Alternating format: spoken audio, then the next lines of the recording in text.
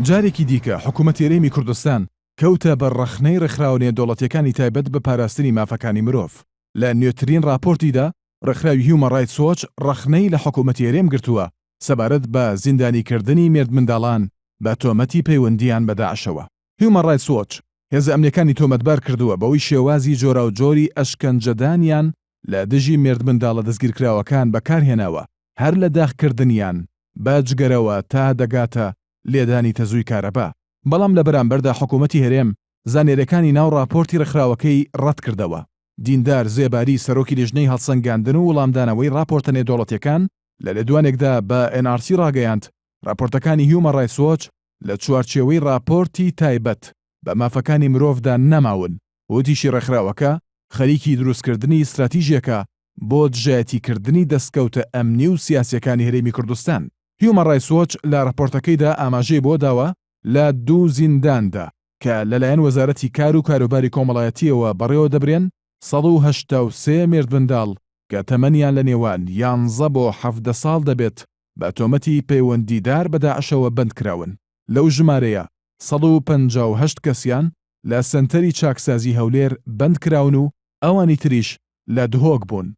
بەپێی راپۆرتەکە لە مانگی کانونی یەکەمی ساڵی 2016دا توێژەرانی هیومەن ڕایتس وۆچ لە سنتەری چاکسازی هەولێر چاویان کەوتووە بە 17 کەس لەو مێرد منداڵە دەستگیرکراوانە کە بە وتەی ڕێکخراوەکە هێزە ئەمنیەکان مامەڵەی خراپیان لەگەڵدا کردوون و پارێزەریان نەبووە و هەندێکیان پەنجەمۆری نووسراوی دانپێدانانیان پێکراوە بێ ئەوەی ناوەڕۆکی نووسراوەکەیان خوێندە بێتەوە.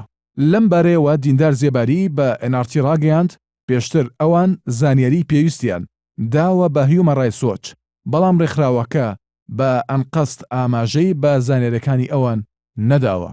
دیندار زێباری بۆ پشتڕاستکردنەوەی قسەکانی ئاماژەی بۆشدا نەک ئەو 17 کەسەی هیومەن ڕایتس وۆچ باسی کردوون، بەڵکو هێزە ئەمنیەکان لە ساڵی 2016دا زیاتر لە 2000 کەسیان لەناو کەمپەکاندا دەستگیر کردووە کە دوای لێکۆڵینەوەکان بە بەڵگەوە دەرکەوتووە کە زیاتر لە 1500 کەسیان پەیوەندیان بە داعشەوە هەبووە، تەنانەت هەندێکیان دانیان بەوە داناوە کە قەناس بەدەستی داعش بوون.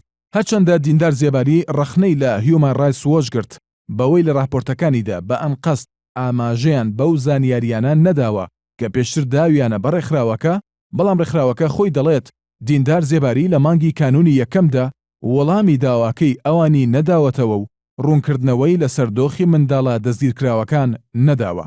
ئەمە جاری یەکەم نییە هیومەن ڕایتس وۆچ حکوومەتی هەرێم بە پێشێلکردنی مافەکانی مرۆڤ تۆمەتبار دەکات. لە چەند ساڵی ڕابردوودا ئەو ڕێکخراوە چەند راپۆرتێکی لەم بارەیەوە بڵاو کردوتەوە. هەموو جارەکانیش حکوومەتی هەرێم وەڵامی راپۆرتەکانی ڕێکخراوەکەی داوەتەوە.